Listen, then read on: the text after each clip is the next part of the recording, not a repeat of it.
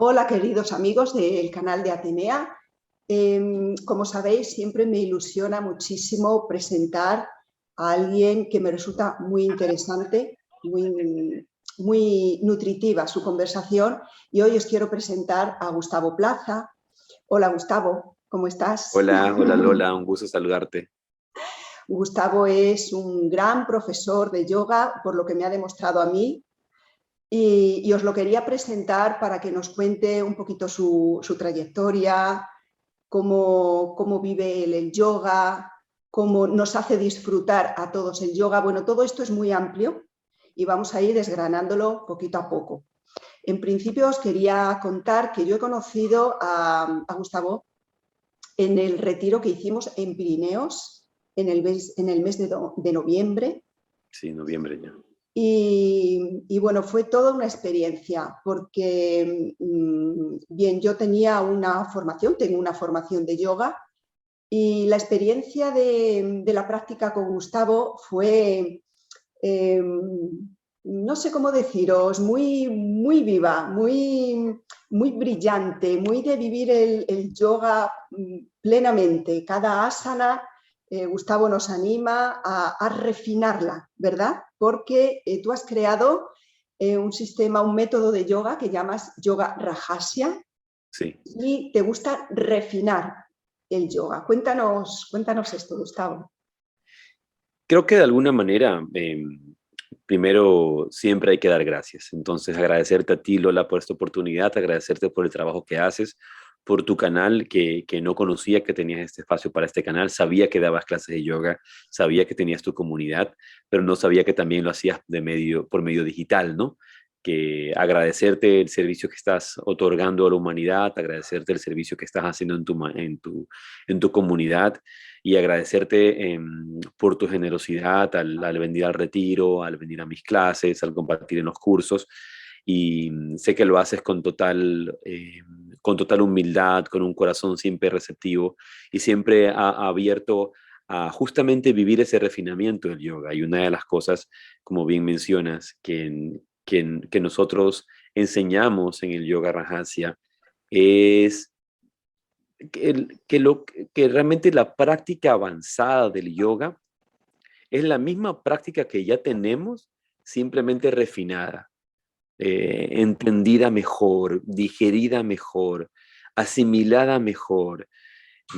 Una de las particularidades de nuestras prácticas espirituales justamente está en el hecho de descubrir esa novedad constante, esa frescura constante en lo cotidiano, en lo que hacemos todos los días. ¿Cómo puedo descubrir, por ejemplo, algo nuevo en la parada de cabeza que vengo practicando por los últimos 25 años, 30 años? A veces empezamos con mucho entusiasmo una práctica como el yoga y de repente llegamos a una postura tan noble como lo es la parada de cabeza. Empezamos a ensayarla, la dominamos, pero a partir del tiempo se convierte en una especie de rutina, se estanca. Y es justamente el hecho de mantener esa mente de principiante, el hecho de mantener esa mente de alumno, el hecho de mantener esa mente de alumna en la que estamos todo el tiempo abiertos a aprender algo nuevo. Y no necesariamente algo que venga de afuera, algo que en definitiva viene de adentro, que puedo descubrir adentro qué más hay.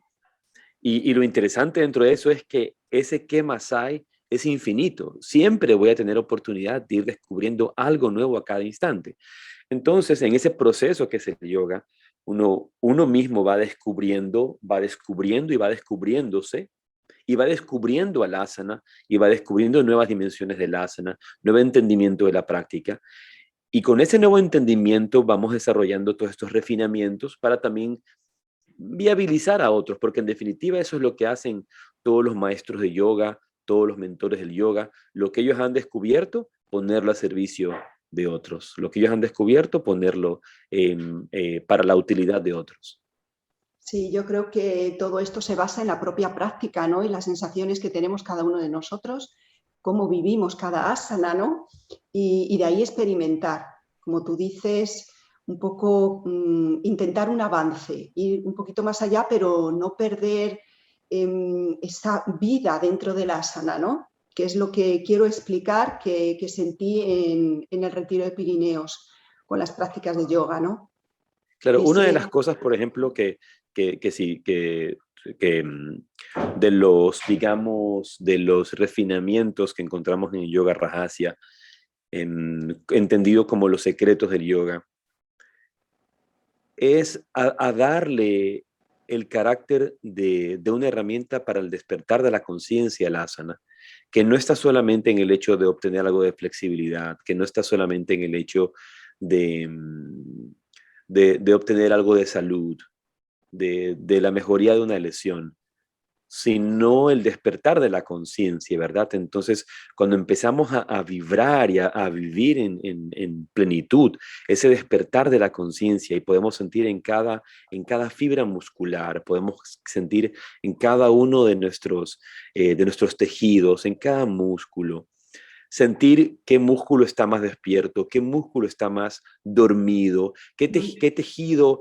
le falta un poco de energía y poder ir despertando esa energía. Entonces, ese despertar de la conciencia que nos despierta a esa belleza de la vida, a esa verdad, a esa bondad, a esa belleza que está aquí ahora, que no está después, que no va a llegar después y que no estuvo ayer, sino que está aquí todo el tiempo.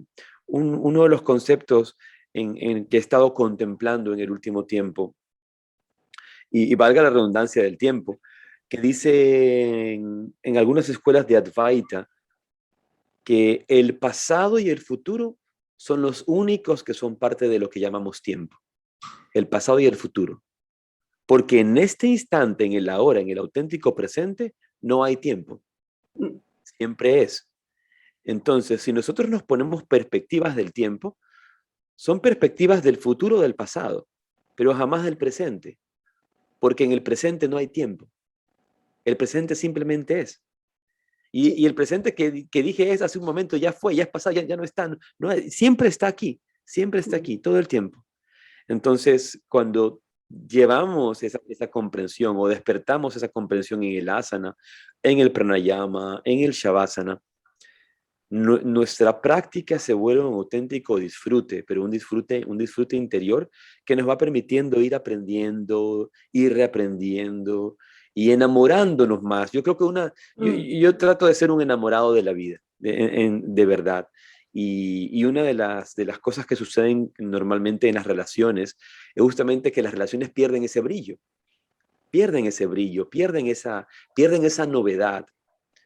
¿Pero por qué? Porque nuestra mente cambia, porque empezamos a relacionarnos desde la rutina, nos empezamos a relacionar desde las obligaciones, nos empezamos a relacionar desde las responsabilidades impuestas o autoimpuestas, en vez de relacionarnos desde el amor, desde el yo deseo. Cuando tú le haces un favor a una pareja que recién conoces, lo haces con todo el gusto del mundo. Ni siquiera piensas, no, no voy a poder porque tengo que hacer otra diligencia. Simplemente organizas tu tiempo con mucho cariño, con mucho amor, porque quieres quedarle bien a la persona, le quieres servir.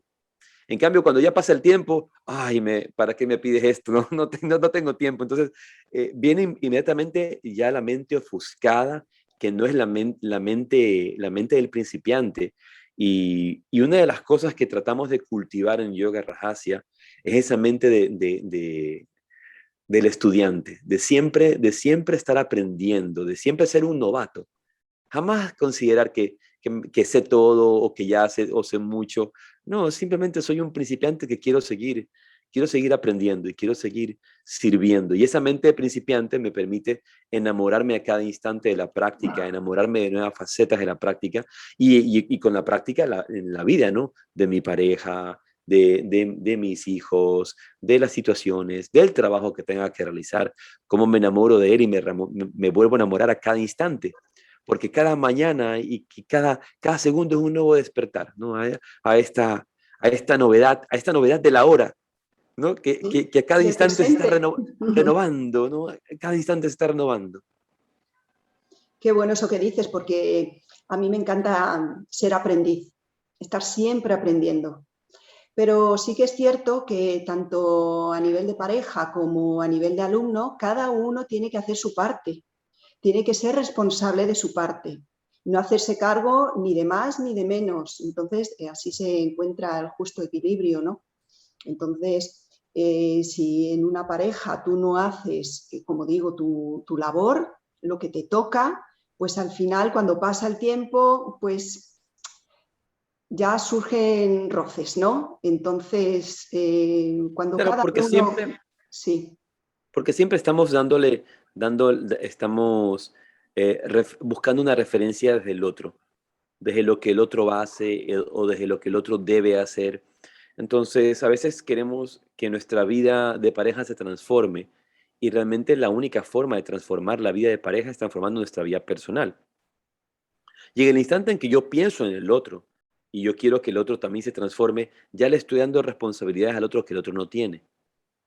La idea siempre va a ser volver a la autorreferencia, volver a uno mismo, volver a mi trabajo personal, volver a mi desarrollo, volver a mi paz, volver a mi alegría, volver a mi propio poder sin de ninguna manera delegar ese poder a alguien más. El poder Ujú, de que alguien más me haga feliz. Alguien más me tiene que hacer feliz. Alguien ujú, más es responsable de que yo me sienta bien. Y si mi referencia va a ser siempre desde alguien más, voy a sufrir. Y eso es en lo que se terminan metiendo las relaciones em, cuando están un poco entregándose la batuta, como se suele decir. Yo te doy a ti la posta, eres tú el responsable, y el otro dice, no, no, ahora te la doy yo a ti.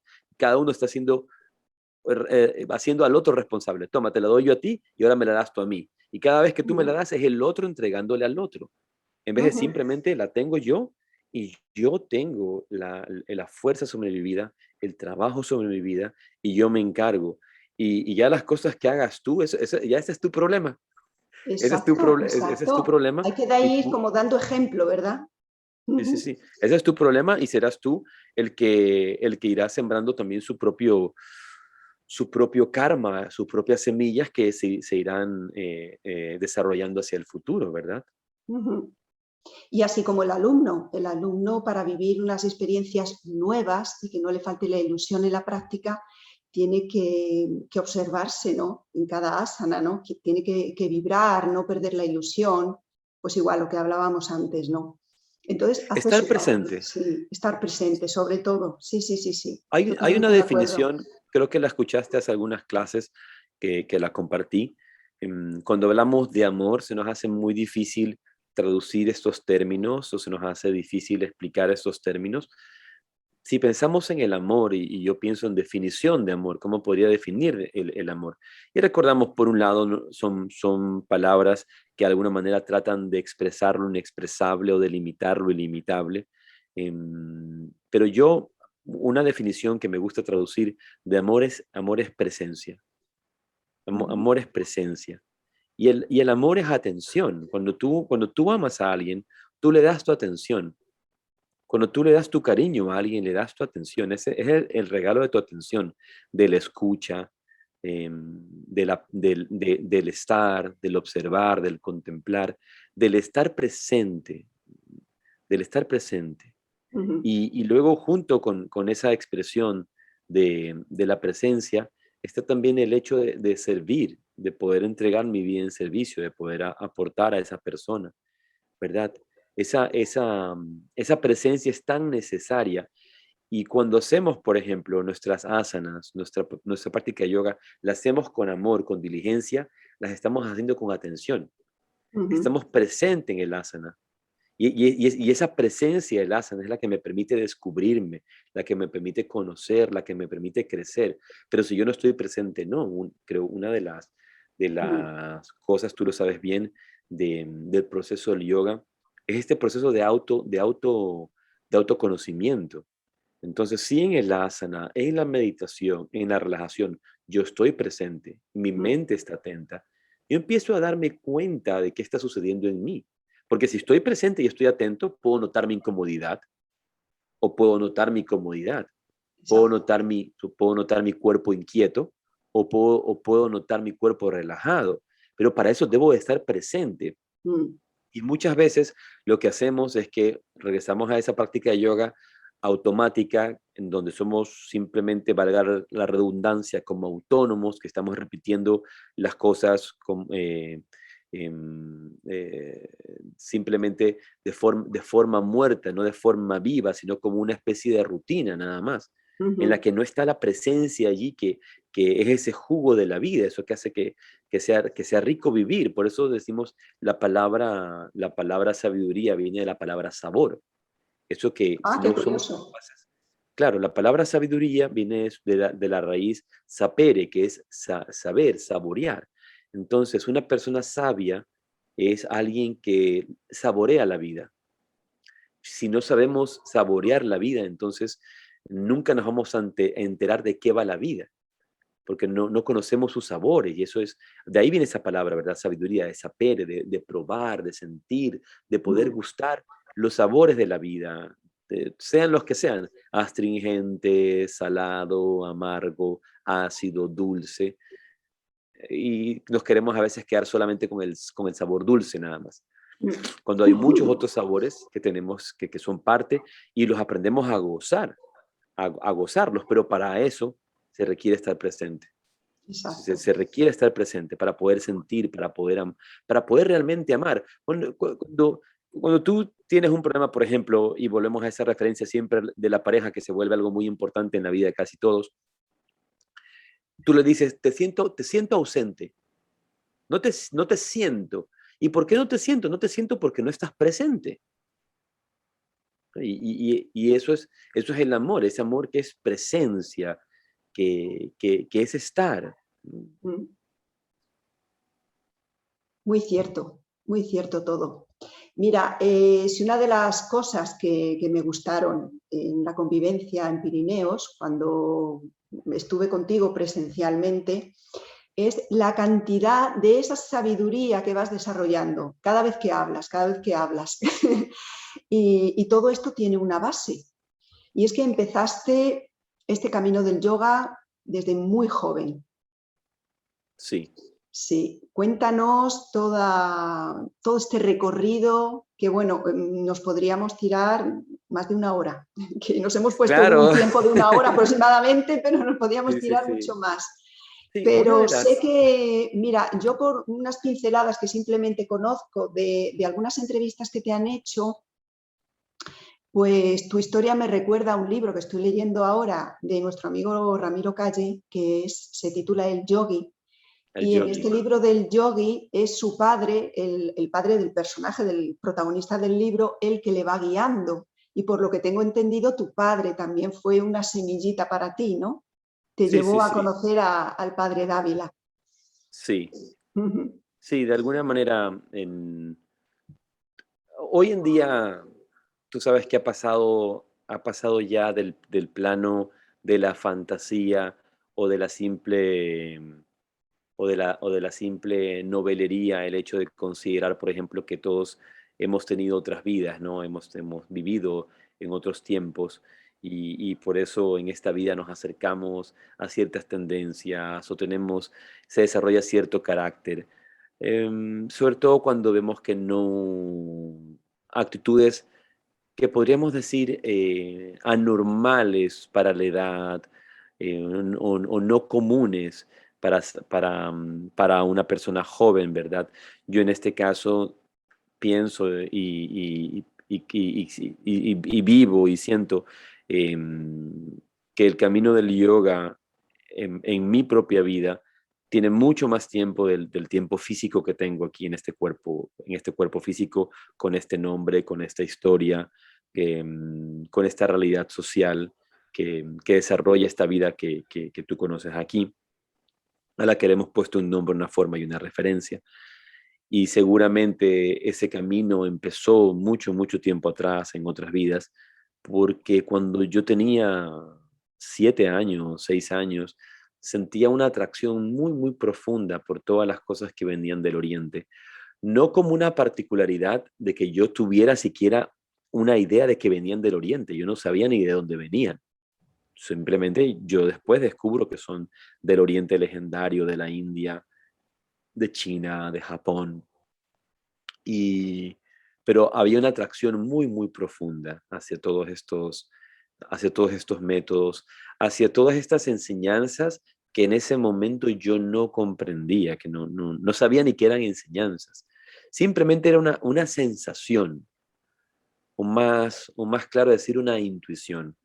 Mm, Como todo el plan, como todo lo que nos sucede en la vida, y tú lo sabes muy bien, Lola, todo está perfectamente engranado, todo está perfectamente conectado como las piezas de un rompecabezas. Todo se da de una manera tan perfecta que si lo hubiéramos organizado o lo hubiéramos planificado, no hubiera salido con tal perfección, con tal naturalidad. Mi papá, mi padre, él se acercó al padre Dávila, este gran maestro de meditación, este gran maestro de yoga, al que yo tuve oportunidad de conocer. Él se acercó cuando ya conocía a mi mamá y estaba un poco cerca como que de casarse. Poco antes de casarse, él ya se había acercado a la meditación, se había acercado al yoga. Recordemos que estamos hablando de los años 70, donde todo este boom que venía del Oriente con todo el movimiento hippie, años 70, y el despertar a esta contracultura, ¿verdad? De la búsqueda de la paz, de la revaloración de la vida, de todo lo que hasta ese momento se nos había vendido o se había vendido a la sociedad, que era lo importante, que era lo que había que lograr, o de dónde realmente podemos encontrar la felicidad. Empezaron a llegar todos estos maestros de la India, todos estos gurús, trayendo este conocimiento de que si queríamos realmente encontrar la felicidad, de que si realmente queríamos descubrir que somos felices, solamente lo podíamos descubrir dentro. Y aparecen pues todos los movimientos de meditación, todos los movimientos de contemplación, todos los gurús que vinieron de la India, y tú lo sabes muy bien, haciendo asequible este conocimiento antiguo a, a las nuevas generaciones. Entonces, mi padre, siendo un hijo, digamos, de toda esta tradición, de lo que se suele llamar los baby boomers, ¿no? De la gente que sale de la época de los hippies, estaba muy conectado con la autobiografía de un yogi, con esta enseñanza, y providencialmente conoció al padre Dávila, aunque él de ninguna manera le gustaba mucho la religión católica, pero conoció al padre Dávila, y el padre Dávila era un sabio, y empezó a estudiar con él, empezó a hacer los cursos, y cuando yo ya había nacido, él todavía estaba yendo a la escuela del padre Dávila. Pero eso fue por un tiempo nomás. Creo que sabes, yo recibí unas instrucciones sobre cómo meditar cuando tenía alrededor de 6 años, justamente por mi padre, me dio ciertas instrucciones, y eso quedó grabado como una pequeña semilla. Sin embargo, él no se dedicó a estas enseñanzas, no las hacía vida de su vida, no era lo que yo lo veía en el día a día. Fueron simplemente unas experiencias puntuales que sucedieron y ya está, no más. No es que yo veía con regularidad su meditación. No era practicante, ¿no? ¿O sí era practicante? Gustavo, parece que se ha ido un poquito la conexión. ¿Allí? ¿Ahora? Bien, allí. Sí, sí, sí. Te decía que Sí, ya te oigo, sí. él no era practicante o sea, fue practicante, pero por un tiempo. Creo que yo consideraría que practicó por unos 4 años, entre 3 o 4 años. Y luego de esto ya no practicó más, hasta que mucho más adelante, cuando yo empecé con este despertar, con esta búsqueda interior, a los 15 años sentía que la vida, que lo que me ofrecía la vida, no me podía hacer feliz. Yo me daba cuenta de que toda esta búsqueda del placer a través de las cosas materiales, de mis amigos que lo único que se preocupaban era un poco del alcohol, de la fiesta. Y es extraño, y es extraño y gracioso ver cómo las generaciones de los adultos empiezan a pasar hacia los adolescentes y hacia los niños esta visión de los valores de la vida. Entonces tú puedes ver cómo niños de 15 años están dedicándose a la bebida porque piensan que eso les hace felices. Y es cuando comienza. pero emulando ¿a quiénes? Emulando a los adultos, claro. emulando a la gente mayor, porque ven que eso es lo que se supone que te hace feliz, ven que eso es lo que se supone que es diversión, ven que eso que es divertido es lo que es atractivo. Entonces hay que rechazar lo que me aburre, hay que acercarme a lo que me divierte, porque la meta de la vida es divertirme y sentirme bien. La meta de la vida es sentirme bien y esto me produce felicidad. Lo otro no me produce felicidad. Entonces, cuando yo veía y podía ser testigo de, de las juventudes a mi alrededor, de mis amigos, mi mente sabía que nada de esas cosas le iba a permitir ser feliz. Entonces, pero eso empezó mucho antes, debo haber tenido 13, 14 años, porque yo, por ejemplo, para esa edad ya había leído a Ramakrishna, a Vivekananda, había leído el Bhagavad Gita, había leído libros del padre Dávila, aunque no lo conocía.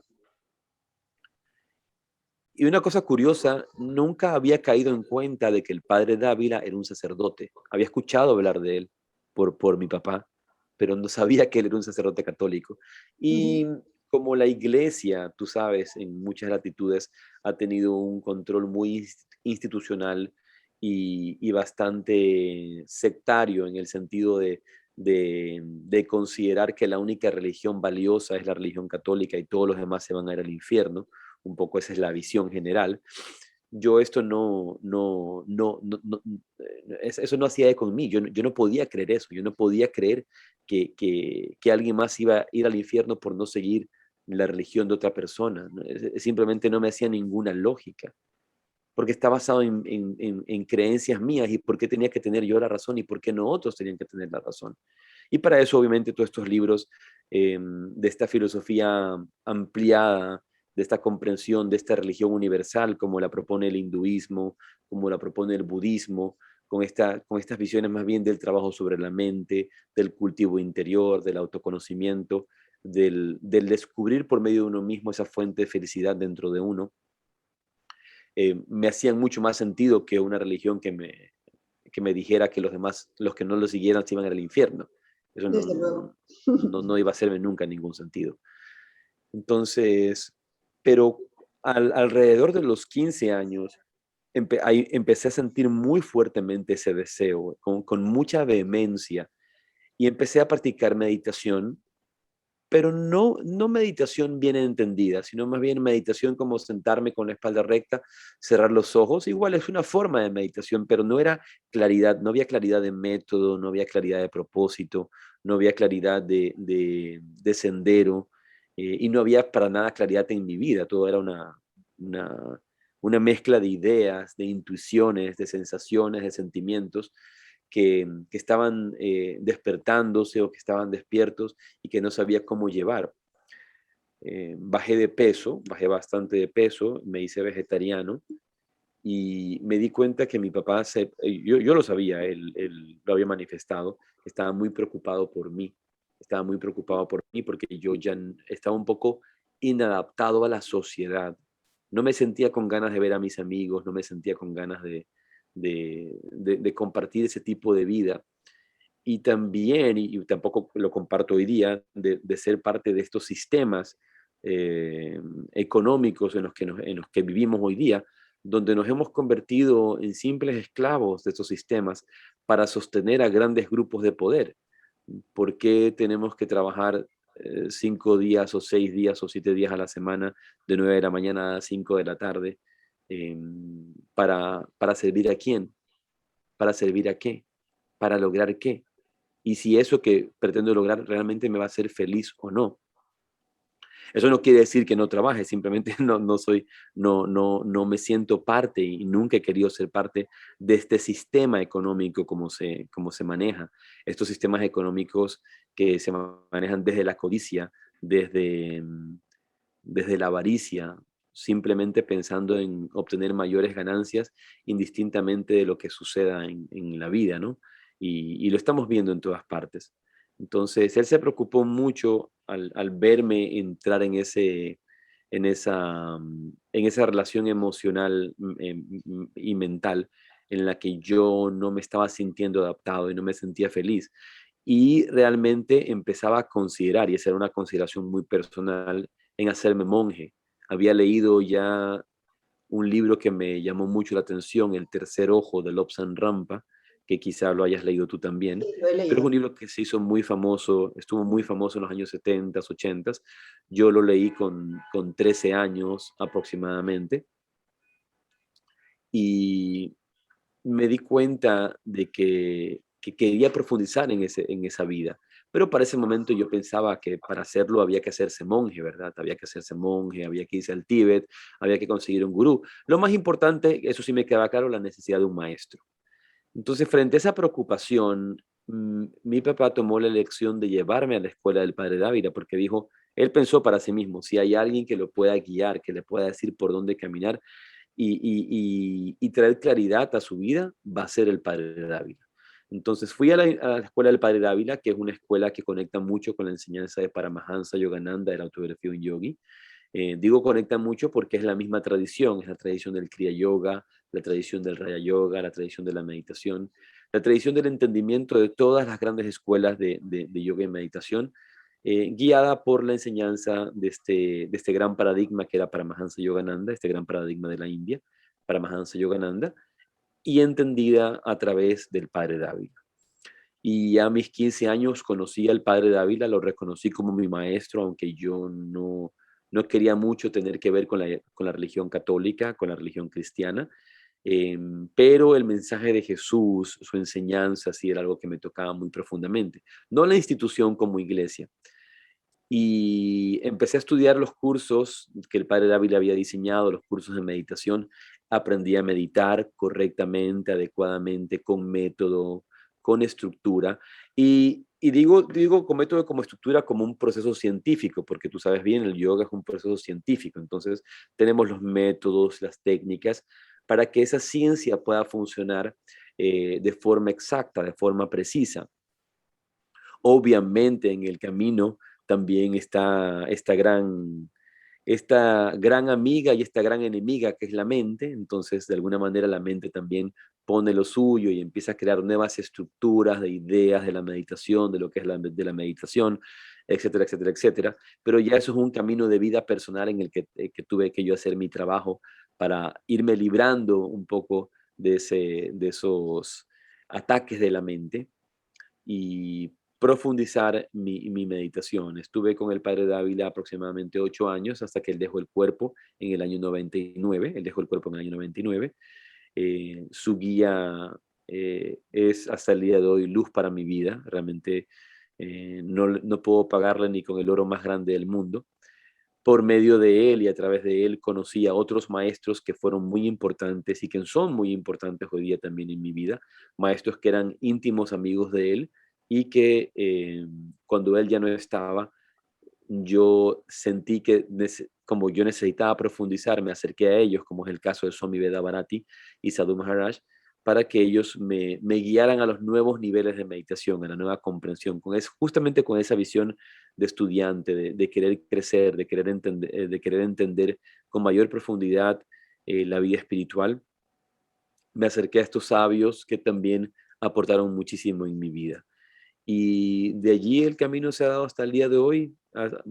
Muchas cosas que yo no las he buscado físicamente, como no es que se me han ocurrido a mí, sino que han sido viabilizadas por mi maestro, por mis maestros, que son quienes me han dado un poco las órdenes de lo que yo tengo que hacer con mi vida en relación al yoga, a la meditación. A veces yo me cuestiono, como personas se pueden cuestionar, ¿verdad?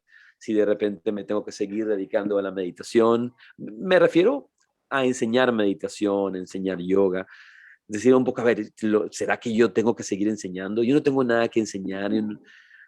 Cuando tengo la oportunidad de compartir con gente tan generosa como tú, que recibe con mucho cariño y que valora la enseñanza que estoy compartiendo, dice, bueno, algo bien he de estar haciendo, digo, ¿no? Entonces, Desde luego.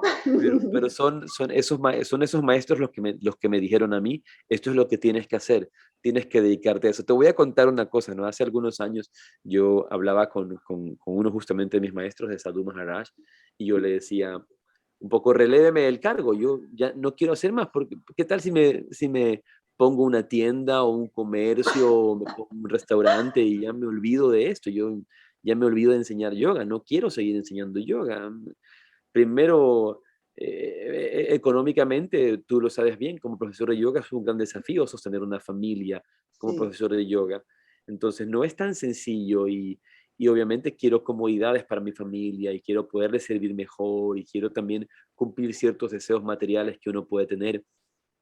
Y digo, mira, ¿qué tal si ya no me dedico a eso? Entonces, este maestro, Sadhu Maharaj, se quedó pensando y me decía, es que si tú te dedicas a eso, eso no te va a servir de nada en tu vida. Me dice, tú eres un guía espiritual, ese es tu camino, tú estás llamado a esta enseñanza, a esta guía. Si te dedicas a algo más, podrás tener algo de éxito material, pero ese éxito material no va a cumplir tus expectativas espirituales profundas, que son realmente las que guían tu vida. Por eso desde niño te has dedicado a esto.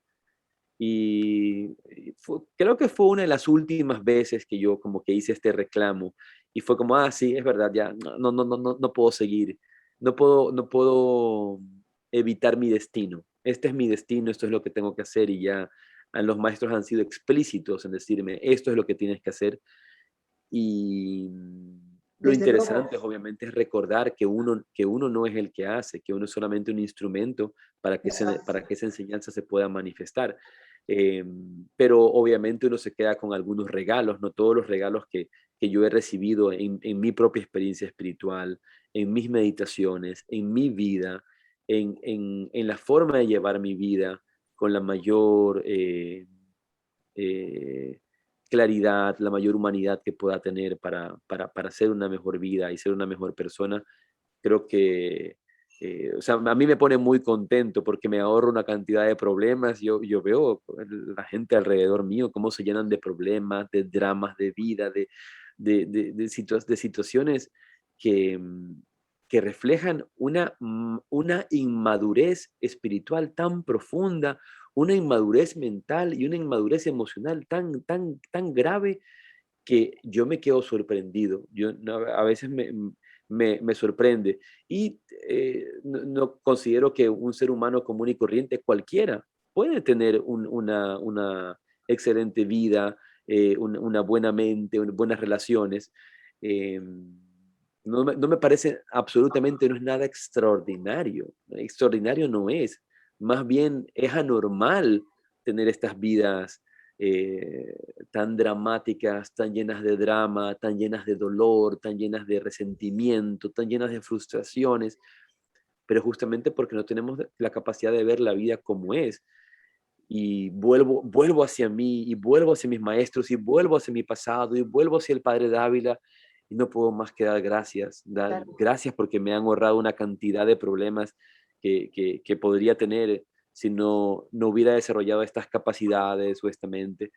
Ojo, y no es que yo sea una persona perfecta, pero tú me conoces bien, como soy, y es como trato de manejar un poco Pero mi tú vida y mi... imagínate en otro oficio, por ejemplo, administrando un restaurante, como antes me ha parecido entender, ¿no? Bueno, pues es que esta parte espiritual tuya tiraría de ti y me veo a Gustavo hablando con los clientes, usted medita. No, no Sí, puedo. dando pequeñas pinceladas porque eso inevitablemente tiene que tirar de ti, o sea que no, eso no se sostiene, te Sí, tienes que sí, sí, seguir no, no. dedicando a esto. Esa fue la última vez que como que le reclamé un poco a los maestros que si me podía dedicar a otra cosa y sí, me dijeron, no puedes hacer nada más, este es tu destino, esto es lo que tú tienes que hacer y por aquí está.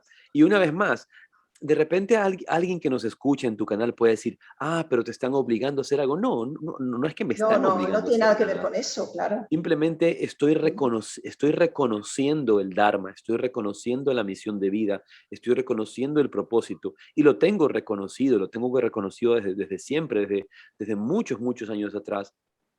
Es simplemente que a veces también uno tiene dudas sobre uno mismo, sobre sus capacidades, sobre si uno debería o no hacerlo, porque también nos podemos juzgar, ¿verdad? Decir, quizá yo no soy la persona idónea para llevar esta enseñanza, quizá yo no soy la persona idónea para ser un guía espiritual. Pero luego regresan las palabras de los maestros que te dicen, no eres tú, es esa enseñanza que se transmite a través de ti eres tú solamente el instrumento y estás haciendo tu trabajo. Y yo sé que estoy haciendo un buen trabajo en el sentido de que estoy dando mi mayor esfuerzo, Pero de que entrego todo mi cariño, ¿no? Y eso, que las cosas que sí, salen bien, pues salen bien.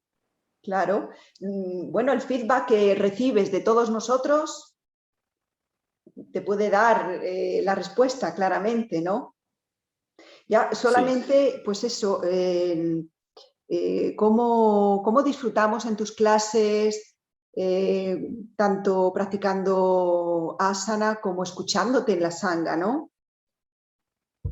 Y nos quedamos embobados, como llevo un rato yo aquí escuchándote, disfrutando de todo lo que sabes, de toda tu experiencia y bueno, que no lo dejes, que no lo dejes, que este es No, tu no, no lo arma. voy. Como No puedo ya. O sea, yo hay me un sé, compromiso ya.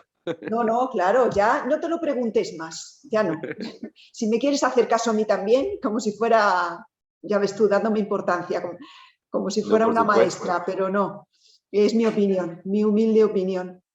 Mira, quería decir una cosita y es que no quiero dejar pasar decir que tú vives en Ecuador y el padre Dávila también era de Ecuador. Entonces, Sí. bueno, pues decir esto también, porque cuando hablamos de él, por situarlos, situarle a él y situarte a ti también, ¿no?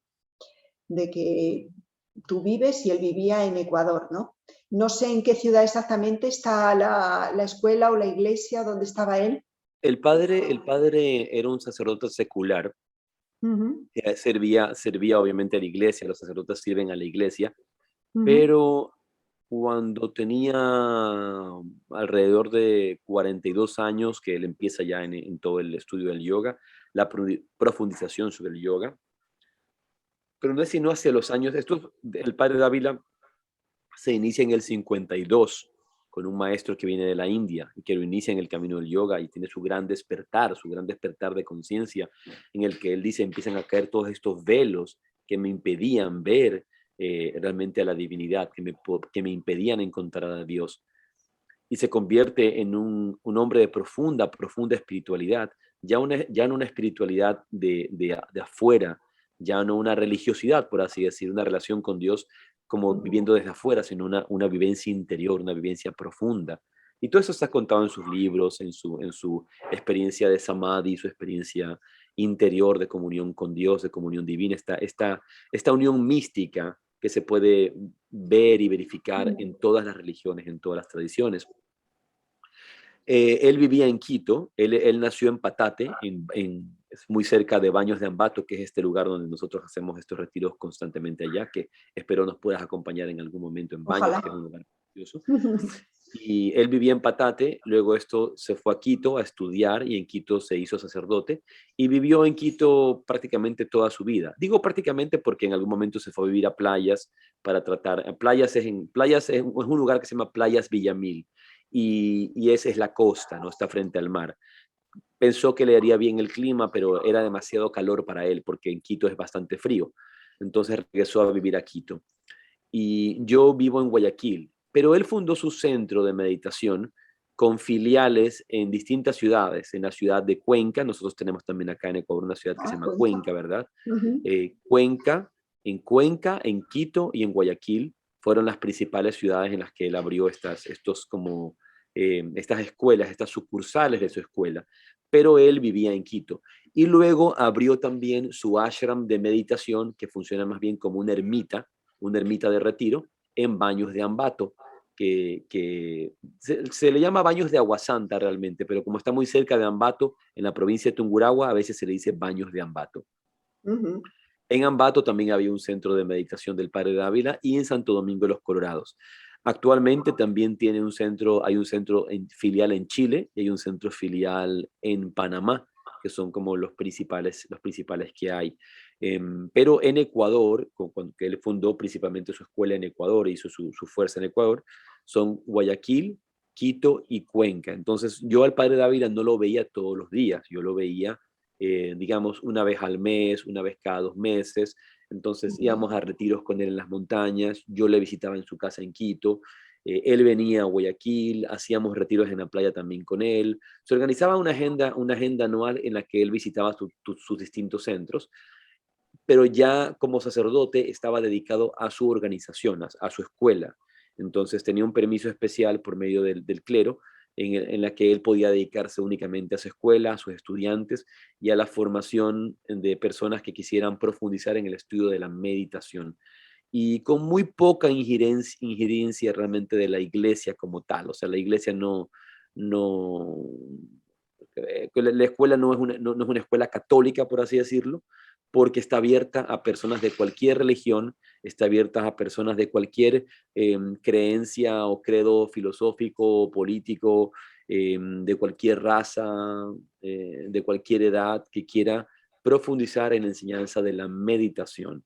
Entonces, nosotros entendemos el yoga a través de la enseñanza del Padre Dávila como este método de comunión divina, como este método de comunión interior, como una herramienta que trabaja nuestro cuerpo, nuestra mente, nuestras emociones y nos abre a nuestro conocimiento espiritual, a la realización del ser, a lo que muchas veces se llama autorrealización, pero que es una mala traducción de lo que es la realización del ser.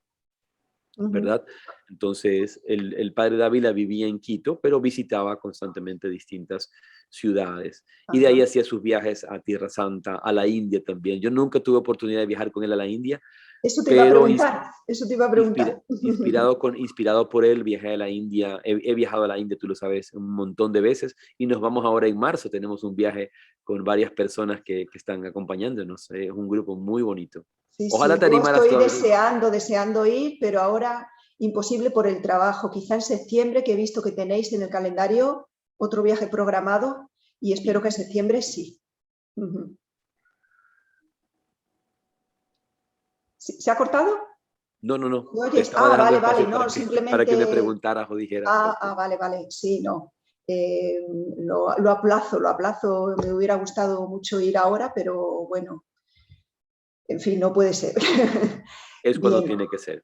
claro, es cuando tiene que ser. Yo, bueno, procuro ir aceptando todo lo que me va llegando y lo que es inevitable, pues bueno, pues también, pues aceptarlo y ya está. Y Claro, disfrutando una con lo que me cosa, llega. una cosa que tú dices, no, yo en mi vida como tal he tratado siempre de cumplir mis metas. Si algo viene a esta mente y a este corazón en general, siempre está inspirado por la divinidad. Y si es un deseo profundo de mi corazón, de mi alma, pongo todo en mí para lograrlo, pongo todo en mí para hacerlo. No necesariamente es como, por ejemplo, en tu caso, dices, bueno, quiero ir a la India, sé que ahora en marzo no es posible por trabajo, pero tengo tiempo para poderlo hacer en septiembre. Entonces, creo que esa es una de las enseñanzas más importantes que encontramos en el yoga, es el desarrollo de la voluntad. El hecho de ponernos estos propósitos y decir, voy a hacer esto, y realmente hacerlo, porque muchas veces solemos tener esa tendencia a la procrastinación, ¿verdad? A estar demorando las cosas, a no hacerlas por miedos, por limitaciones mentales, por estar esperando que se den las cosas ideales, que se pongan idealmente para que funcionen para mí. La vida nos enseña que el momento ideal lo creamos nosotros, lo creamos nosotros. Y somos quienes tomamos las decisiones sobre lo que queremos realmente hacer. Esa frase que dice, querer es poder, yo la he hecho vida de mi vida, carne de mi carne. Si algo no hago es porque realmente no lo quiero mucho. O sea, entonces, no es tanto que no tenga tiempo, que no pueda. Si no lo hago es porque no lo quiero hacer. Pero Pero bueno, si quiero, ahí no estoy del todo de acuerdo. No pero estoy, si, voy a matizar si me dejas, sí, porque mira, sí, muchas por veces eso yo como astróloga, ¿no? Porque según estén situados los planetas, es evidente que lo de arriba influye a lo de abajo, ¿no? Ayer teníamos previsto esta entrevista y no sí, pudo ser, no pudo ser. Y hoy, esta mañana, tenía programada otra entrevista y también se ha retrasado un poquito, no por mí, porque yo ponía toda la intención y todas las ganas, ¿no? Pero algo ha sucedido tenemos a Mercurio retrógrado. No sé, cuando hablemos con ese astrólogo que vas a invitar, que nos hable un poco con más detalle todo esto, ¿no? Pero mira justamente lo que estás diciendo, Lola. La entrevista no fue ayer, pero fue hoy. Sí, pero que se ha retrasado. O sea, la entrevista... Claro, entonces a Sí, lo que sí, me la refiero, hacemos. justamente a lo que me refiero, no es que las cosas se van a hacer en contra de la voluntad o en contra de la voluntad divina o en contra de cosas que no sean. Simplemente es el hecho de que si quiero hacer esa entrevista, por ejemplo, yo quiero hacerla, la vamos a hacer. Y no necesariamente será el día que queremos, pero será otro día. Entonces, en este caso, Sí. por ejemplo, tú quieres venir a la India y quisieras venir ahora en marzo. Bueno, eres consciente de que en marzo no vas a poder hacerlo por diversas razones, pero tienes toda tu poder de mentalización y tu poder de organización para lograr hacerlo en septiembre. Exacto. Entonces, tienes esa fuerza para poderlo hacer. A eso es a lo que me refiero, Vale. que nosotros tenemos la voluntad para poder hacer lo que decíamos. Pero incluso, ya hablando a nivel de astrología, en la autobiografía de un yogi, Yogananda nos recuerda, y no sé si tú recuerdes bien, que Sri Yukteswar también era astrólogo, ¿sí? El maestro de Yogananda era astrólogo. Entonces, decía, ciertamente, cuando las estrellas están con ciertas vibraciones, con cierta energía magnética hacia nosotros, no muy favorable, ciertas cosas que nos proponemos se pueden volver muy difíciles. Y Yogananda cuenta, dice, yo buscaba astrológicamente los peores momentos en que me decían que esto no era posible, pero yo lo lograba, lo hacía y hacía lo que me había propuesto. Obviamente con muchísimas dificultades, pero aún así lo lograba. Entonces, una de las cosas que él intentaba, que Yogananda intentaba recalcar, es que el poder de la mente, el poder de la mente y el poder de la voluntad es tan grande que incluso puede superar al poder de las estrellas, pero no todo el mundo tiene esas capacidades. Eso No todo el sí. mundo tiene esas capacidades. Por eso es más inteligente utilizar esas energías a nuestro favor. Mm. Como en este caso, digamos algo muy sencillo. Hablemos de energías económicas. Entonces, tú no puedes viajar ahora a la India porque tienes que trabajar. No tienes todo el dinero, no tienes todo el tiempo. Entonces dices, ok, voy a administrar mi tiempo de tal manera que mis energías económicas y mis energías laborales las voy a organizar para el mes de septiembre yo poder viajar a la India, cuando va a ser más sencillo por A o B motivo. ¿Verdad? Pero hay que tener esta armonía entre el hecho de poder cumplir nuestros propósitos, de ponernos nuestros propósitos. Si yo quiero ir a la India, si yo quiero ir a Ecuador, si yo quiero hacer un curso, si yo quiero lograr algo, ponernos estos propósitos, para eso está también el Sankalpa, para eso está el poder de la mentalización, las afirmaciones y también nuestro propio trabajo para lograr aquello que queremos lograr. Y también la vida nos va a ir mostrando los caminos, nos va a ir diciendo, mira, de repente eso que tú estás deseando en este momento no es algo muy bueno para ti, porque no te va a hacer mucho bien. Entonces, y esa es también parte de la inteligencia, ¿verdad? De la intuición, del hecho de poder observar por qué camino la vida nos está tomando, nos está llevando y cuál va a ser el camino más beneficioso para uno y para los que nos rodean, ¿verdad? Exacto. Mira, quería preguntarte algo y es que en la última sesión de la clase de meditación que nos das los jueves, nombraste 3 momentos muy especiales en la vida del padre Dávila. Sí. ¿Tú puedes hablar de algún momento especial también en tu vida? ¿De un Sí. antes y un después? Puedo hablar de muchos, puedo hablar de muchos. Hace muchos años, por ejemplo, para mí un momento, estos momentos cumbres, como los llamo yo, el encuentro con el padre Dávila, ¿no? El descubrir que él era mi maestro, el saber que estaba frente a un ser que estaba iluminado, que yo intuía que estaba iluminado, em, y que sabía que me podía acercar a mí a esa iluminación a través de su enseñanza. El momento de tomar con seriedad el compromiso de dedicarme a estudiar con él, de dedicarme a profundizar en su enseñanza y de poder bajo su guía acercarme a esa profundidad que uno busca en la meditación, que uno busca en esa búsqueda del despertar interior, ¿verdad? Fue un momento cumbre para mí, el hecho de descubrir al Padre Dávila y de descubrirlo como mi maestro. Eso fue un momento muy cumbre. De allí hay muchas experiencias, por ejemplo, que se han dado a lo largo de todos estos años, de ya son décadas, dedicado a la meditación, en las que entré, por así decir, a la meditación bajo una experiencia, con un nivel de comprensión, con un nivel de entendimiento, pero salí de esa meditación con otro nivel de entendimiento, con otro nivel de experiencia, con mayor claridad. Creo que entre todo lo que podría decir, si hay algo que puede definir, por ejemplo, esa segunda experiencia cumbre que estoy citando ahora, es el absoluto silencio. El absoluto, absoluto silencio.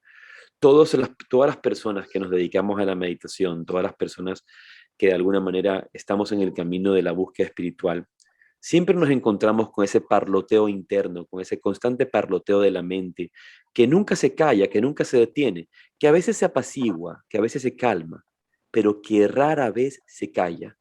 Y si se llega a callar, no se calla por mucho tiempo, porque vuelve inmediatamente a hablar, porque vuelve inmediatamente a reflexionar, porque hay tanto ruido, tenemos tanto ruido dentro de nosotros, tenemos tanto ruido en nuestras emociones, tenemos tanto ruido en nuestros pensamientos, tenemos tanto ruido en nuestra alma. Y cuando me refiero a alma, me refiero a todo el aspecto humano que tenemos, toda esta psique que se llama en psicología, ¿no? Psique, el alma, que es difícil encontrar un momento de silencio en el que tu propia mente ya no exista, en el que tu propia mente no tenga ningún valor, no esté existiendo.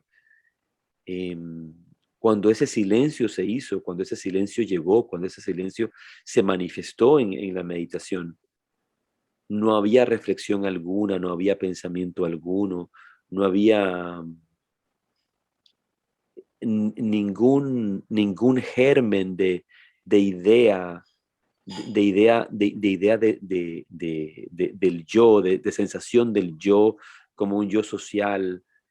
eh, no había pensamiento de ningún tipo, era simplemente silencio, era como si el botón de switch on y switch off, ¿verdad? Para prender y apagar, simplemente había sido apagado y ya ¿Cuánto duró?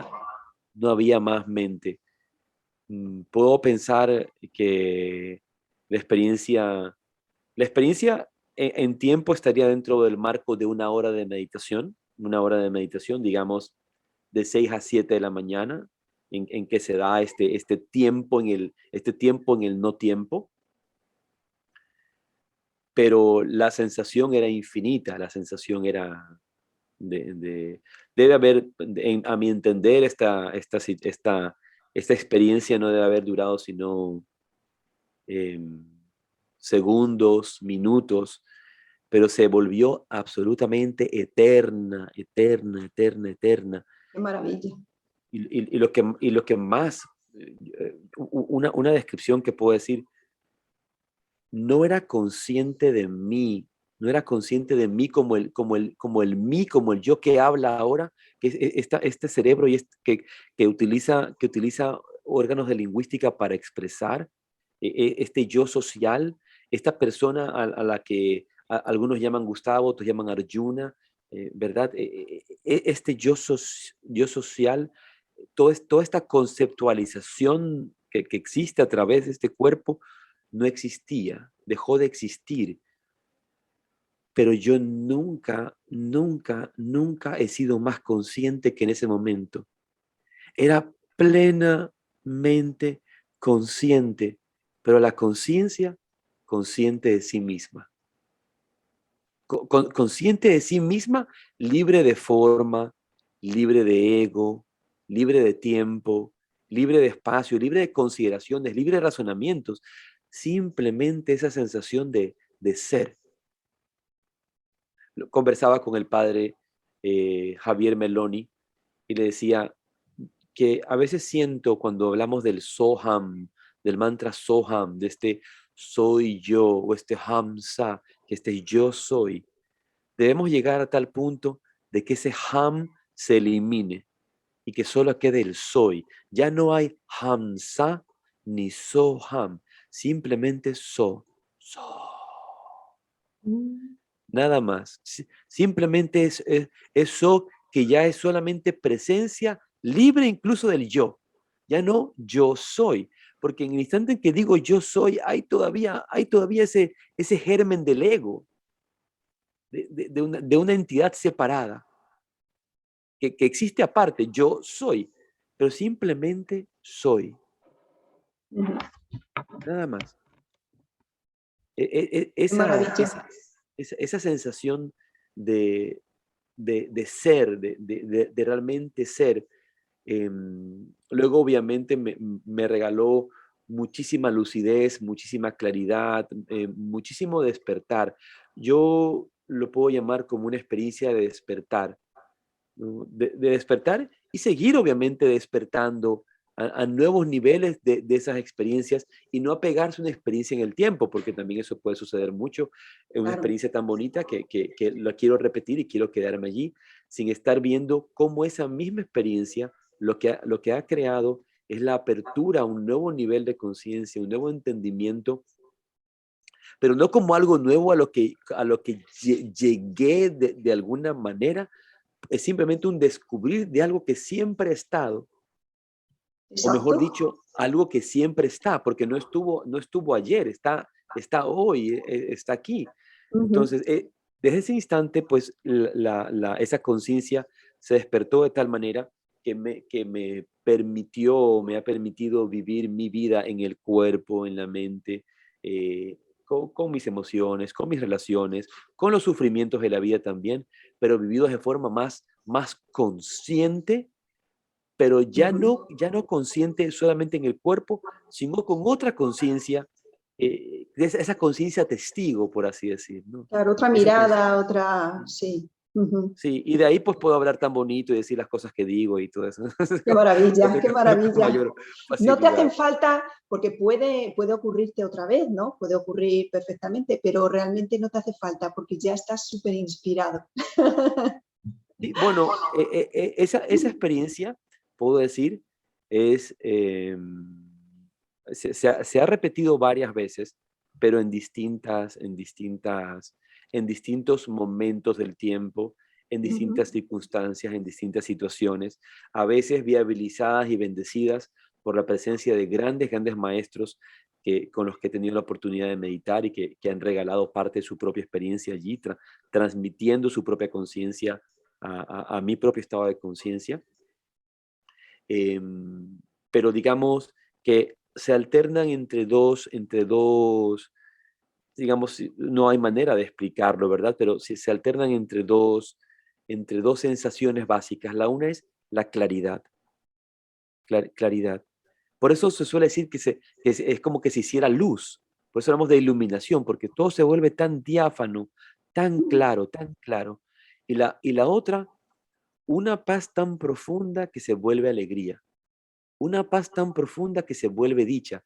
Ya no es una paz de la que yo me puedo cansar, como hoy día estoy en paz y luego no, necesito un poco de movimiento para sentirme vivo. No, no, no. Es esa paz que se vuelve dicha y esa dicha que no empalaga, es como un dulce que nunca empalaga. Siempre más dicha, más dicha, más dicha. Dicha incluso, aunque haya tristeza material, no física, no puede haber tristeza material, pero no tiene nada que ver con eso, porque esa experiencia material está solamente dentro del campo de la psicología, está dentro del campo de la mente, pero no en el campo del espíritu. Exacto. Ya el campo del espíritu es otra cosa y no importa mucho lo que esté sucediendo afuera. Por eso tú me has escuchado, yo insisto mucho en el tema de no darle tanta importancia al aspecto del bienestar en el yoga, este aspecto del bienestar, tanto físico como mental o como emocional. Es importante para nuestra vida, por supuesto, para estar saludables, pero no va a definir nuestra auténtica dicha. Puedes ver vidas como, por ejemplo, Madre Teresa de Calcuta. Madre Teresa de Calcuta estaba todo el tiempo viviendo experiencias dolorosas en su cuerpo, en su vida, tristezas, pero eso no cambiaba la dicha del espíritu que ella vivía. Obviamente va y se le muere un niño, se le muere un niño en su sitio, que no va a llorar, no va a estar triste. Obviamente, pero eso es algo físico, algo humano. Pero es esa fuerza de la dicha del espíritu la que le da la fuerza para seguir adelante y poder superar esa situación, si tiene que vivirla, y poder seguir sirviendo al prójimo. Porque si no, ante la primera experiencia dolorosa, hasta luego, yo no puedo lidiar con este dolor. Pero Claro, ¿qué de me ahí sostiene? emana una fuerza que es la que sostiene, ¿no? Sí, Claro. eso te iba a decir justamente. ¿Qué fuerza es la que está sosteniendo su trabajo y su labor frente a decepciones, frente a dolores? Mira, Mahatma Gandhi decía una cosa, decía, alrededor mío suceden cosas suceden cosas, situaciones alrededor mío. Todo lo que había pasado en la India, las muertes, los asesinatos, todo lo que suceden cosas que si yo no sintiera la presencia de este testigo que me acompaña siempre, yo me habría vuelto loco. Esas son las palabras de Gandhi, me habría vuelto loco. Y hay una presencia, unos ojos que me miran, que no dejan nada sin registrar. Unos ojos que me miran, y una presencia que no dejan nada sin registrar. Y todo lo que sucede a mi alrededor, muertes, matanzas, todo esto que sucede, si yo no sintiera esa fuerza, esa presencia en mi vida, ya me habría vuelto loco, porque no podría lidiar con ello. Claro, Entonces, a estos seres que sirven como Madre Teresa, esta fuerza interior, esta dicha profunda que les acompaña, les da la fuerza para servir, para seguir adelante frente a cualquier impasse de la vida. así es. Bueno, y nos estás hablando de algo mucho más espiritual, desde luego, pero tu experiencia con los grandes yogis de la India, Sí, claro, eso por fue supuesto. fantástico, ¿no? Estar en esta, justamente es la transmisión. Recordamos que todos los seres humanos tenemos la capacidad de transferir nuestros estados de conciencia. Si tú estás, por ejemplo, una persona tan noble como tú, con tu carácter, con tu templanza, vienen tus alumnas y luego de estar contigo se sienten bien, dicen, ay, que Lola me ha transmitido su paz, su serenidad, su templanza, y se van contentas, ¿no?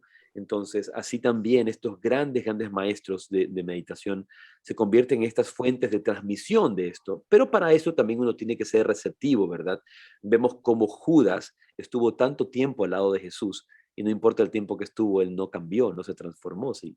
Siguió teniendo sus consideraciones, pero estaba enfrente y al lado de la esencia de la paz, de la esencia del amor, de la esencia de la bondad, de la esencia del servicio, de todo ese poder que es Cristo, de todo este poder que se manifiesta a través de la vida de Jesús. Sí, y obviamente como buscadores espirituales, si estamos profundizando en la meditación, si estamos profundizando y madurando en nuestra vida espiritual, nos volvemos más receptivos a estas bendiciones que recibimos a través de las presencias de los yogis.